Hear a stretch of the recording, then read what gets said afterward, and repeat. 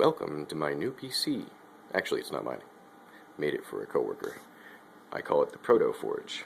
All aluminum, virtually seamless,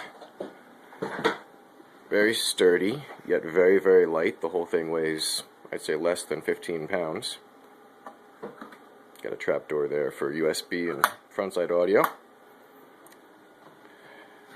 Ventilation on the side of the case. Ventilation on the back. Notice the configuration of the ports is a little bit unconventional. This is right side up on the case right now. Okay, no ventilation on the other side of the case either, which would be scary, except this machine is built for quiet and convenience. That's what the customer wanted. So, I got this hard drive enclosure. See if I can zoom in here. And that is a 500 gigabyte hard drive mounted with rubber washers and rubber grommets to isolate noise and vibration.